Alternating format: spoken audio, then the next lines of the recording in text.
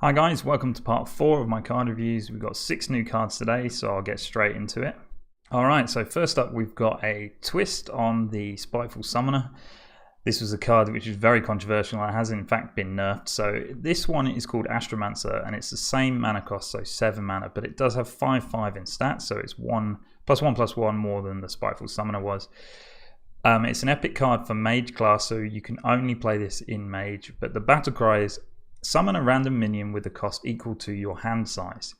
So instantly this is actually worse than a Spiteful Summoner. It does have some advantages. I mentioned the stats, but also you don't have to plan your deck specifically around this card. So the downside of Spiteful Summoner was you couldn't play any low cost spells. You really only wanted to put 10 drops in there so that when you played your Summoner you guaranteed a 10 drop minion.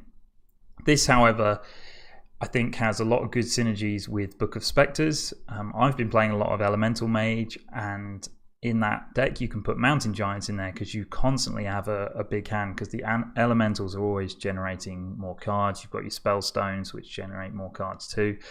So Astromancer could go into that deck, so you could play this, but the maximum you can only ever get is a 9 drop, because you can't have this in your hand then, because when you play it you'll go down to 9 cards if you had 10 at the time you played it. So it's quite difficult to make this get you a big drop minion.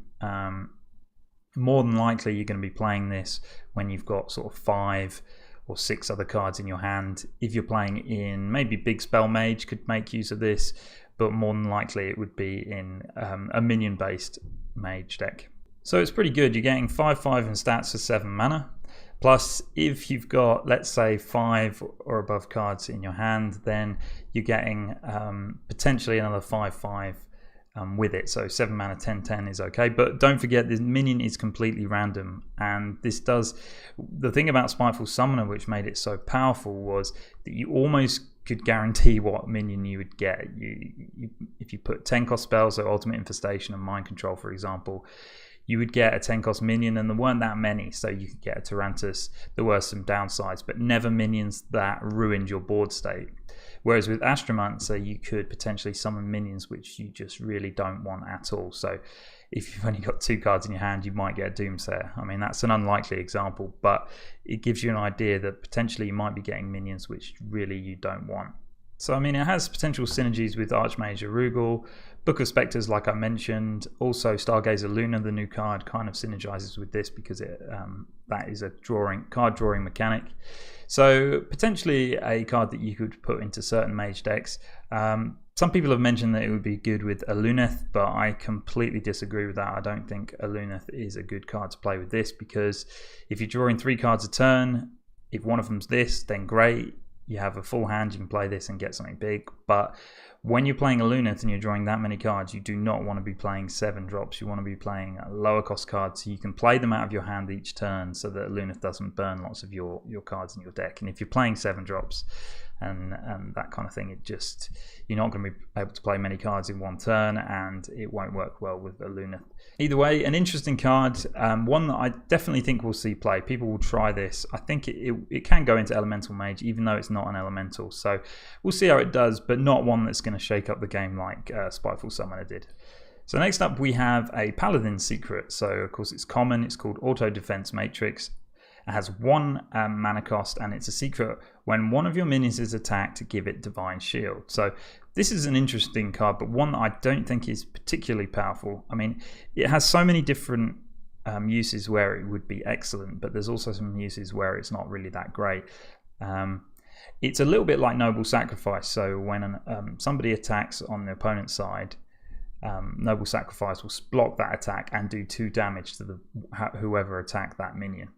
Now, Auto Defense Matrix is good because when one of your minions is attacked, it puts a Divine Shield on it, and it does allow that minion to survive. So that's pretty good. The problem with it is if your opponent decides to trade into one of your Silverhand recruits, and it just like, you put a Divine Shield on a 1/1, it doesn't really do very much. It doesn't hurt your opponent very much because they only take 1 damage from the 1/1, and then you're left with a 1/1 on the board. But being able to put a Divine Shield on something that you've buffed, so if you've got a buffed minion on the board and you just play this as well, if that can survive one more turn, that's excellent. It allows you to do potentially face damage. If you play this after you've played like a big minion, obviously that's pretty good because you get to trade that in twice effectively. Sunkeeper Tarim, this could work quite well. You play Tarim, then you play this, then Tarim's obviously protecting your other 3/3s, and it gets a Divine Shield as well.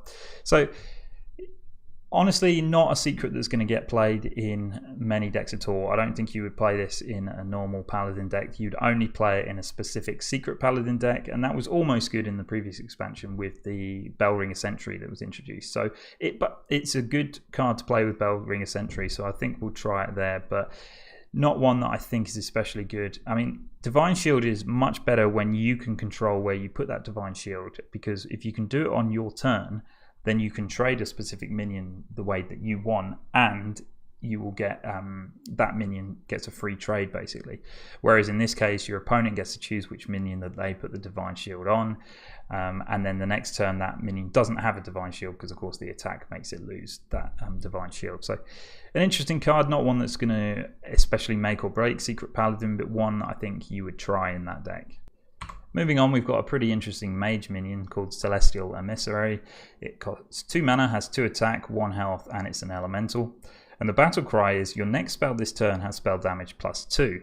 Now, I said in the previous video, spell damage isn't really in the game that much at the moment outside of Blood Mage Thalnos. Not much spell damage is played. Malagos is a good example actually. But this card has good kind of potential because if you're playing this in a normal mage deck, let's just say there isn't anything specific about it, and you can give your Flame Strike +2 damage for just an extra 2 mana. That's really quite powerful, being able to, maybe your opponent's played Gul'dan and you've got 10 mana. You can play this on the board plus a Flame Strike, and suddenly you're doing 6 damage to all minions rather than 4, and it can make a really huge difference also to things like Blizzard. Really kind of good thing to do, but the problem is you need to have this in your hand and you need to have the AoE in your hand. So is it consistent enough to make work? I don't know.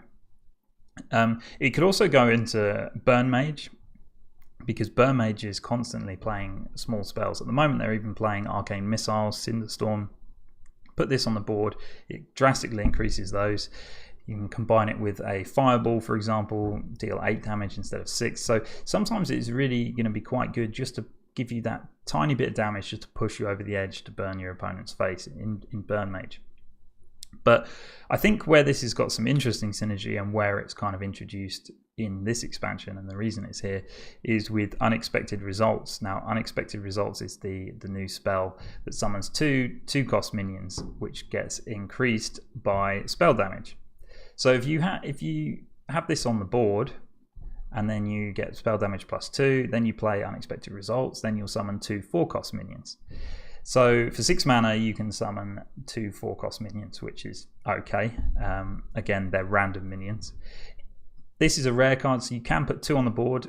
So for 8 mana, you would then summon 2 6-cost minions, which is pretty decent actually. That's some pretty good value, but doesn't seem to be something that is going to be a huge swing turn. It's quite a nice tempo turn for 8 mana to be able to do that, but you have to have those cards in your hand, and is it going to be consistent enough? I think that kind of deck, if Unexpected Results is going to be something that's going to be quite special, I think it needs a legendary to go with it, maybe a legendary spell, and other ways of making extra spell damage. But I don't think this just having spell damage +2, I think you might see it in Burn Mage, but I can't really see it being played in too much else right now unless we see this Unexpected Results kind of mage archetype that works quite well. Still a cool card because I quite like spell damage, because spell damage +2 as well is quite a lot to get just from a 2 mana minion, and I quite like that it just manipulates the spells and makes them more effective. So let's see how this one develops. Maybe it will become quite a good card. Next up, we've got a common spell for Priest. It costs 2 mana. It's called Cloning Device. discover a copy of a minion in your opponent's deck. So this is very similar to Psionic Probe, which is a 1 mana card which gives you a random spell in your opponent's deck. So for 1 extra mana, you're getting the Discover mechanic, which we've seen is much better. It can be really, really good. But you can only discover minions, you can't discover spells. So this is the sort of card that can go into Thief Priest, which isn't a particularly strong deck at the moment. But the Discover mechanic can make it good if you've got a particularly bad matchup against their opponent. Say, I think one good example is if you're playing a slow priest deck and your opponent's playing Rin, for example, if you're playing Warlock, then if you're particularly slow and they get Rin and you can't silence it, they just get their spells off and eventually just destroy your deck. Well, this does give you the option of potentially discovering Rin and then fighting them at their own game and trying to beat them that way. But that is a very kind of niche situation, and you've got no guarantee that you're going to discover Rin at all. So not really a good card in my opinion. I don't think it's going to see much play. It can be great if you can discover a high cost minion just for 2 mana. It gives you that extra value later on in the game, but I don't really see that happening too often. Psionic Probe, for example, didn't get played very often, and I think spells are probably usually more useful because minions, I mean, if you were to get kind of fairly vanilla minion, then yes, you can play that in any deck, but you could just be discovering minions from your opponent's deck which don't synergize with yours at all. So a cool one, an interesting one, because I do like playing these kind of thief mechanics, but not one that I can see being too powerful right now. Moving on now, we've got a really interesting neutral minion called Giggling Inventor. Now this is a rare card, it costs 5 mana, has 2 attack and 1 health, so incredibly bad stats for that mana cost. But the battle cry is summon 2 1/2 mechs with Taunt and Divine Shield, so basically 2 Annoyatrons.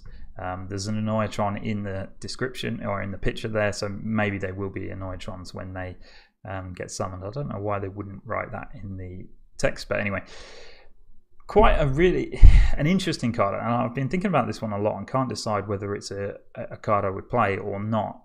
Now the first thing to note about it is you're summoning mechs, and you're summoning mechs that are very, very sticky because they've got Taunt and they've got Divine Shield. Now that is really great if you're playing a mech deck and you want to be able to play some magnetic effects the next turn, or even in the same turn. So if you want to magnetic a minion that's already got Divine Shield, well then this one can do it. So if you've got a 5 mana or less cost mech that you want to fuse, you can do it on the same turn. So it does give you some really good examples of that. But this card can also be compared to Call to Arms. So Call to Arms was nerfed and it is now 5 mana, and what that does is summon 3 minions from your deck that cost 2 or less. So you can get some low cost minions on the board, quite high tempo play, but Call to Arms is more aggressive because you design your deck to make it that way, and you can get 2 mana 3/2s, you can get 2 mana 2/2s that like knife jugglers that fire knives, you can get ones with rush. So that is, and it also thins your deck, which helps you then top deck your more expensive cards later on in the game. So that has better advantages, whereas this, rather than being an aggressive card, is a very, very defensive card because you're getting these 2 sticky minions that is hard for your opponents to get through. Now the advantages of that is if your opponent has to use a removal, fine. I'm more than happy for someone to use some either AoE or specific target removal on a 1/2 with Divine Shield and Taunt. That's absolutely fine.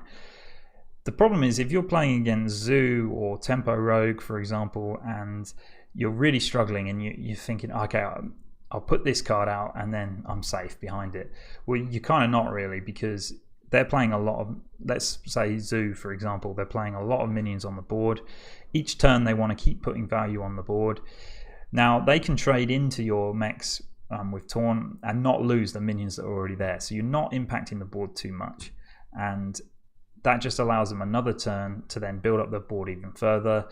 trade in without their minions dying, your minions die, and then the next turn you have an even bigger board to contend with. So yes, you've slowed them down, but unless you have a specific AoE in your hand to follow this up with, it's going to be quite difficult, because you're going to be handing the tempo to them, because your minions will slow them down but not trade and not make their minions die. So it's a difficult one, really. I think it works really well if you do already have AoE in your hand and you're thinking, right, I'll play this, I'll stall them, I'll make them flood the board, and then I'll get even more value out of my AoE card that I can play next turn. Still a cool card, and it is neutral, so it can be played in every single deck. So I think maybe this will see a place in the meta somewhere. Definitely with the synergy with mechs, I think is where it could be really useful, and being able to use the magnetic mechanic on those. But anyway, I'm looking forward to trying it, and we'll see how good it becomes. So finally for today, we're moving on to a rare priest card called Omega Medic. It costs 3 mana, has 3 attack at 4 health, so stats are pretty good. You wouldn't mind playing this on turn 3 without any effect. But the battle cry is, if you have 10 mana crystals, restore 10 health to your hero. So restoring health to your hero is excellent against aggro decks, excellent against tempo decks. But the problem is, you want to do that before turn 10. You want to do that healing to help you to survive until you can get your stronger cards or your combo or whatever it is you're waiting for. So this kind of means if you play this after turn 10, you're just playing a 3 mana 3/4 on the board.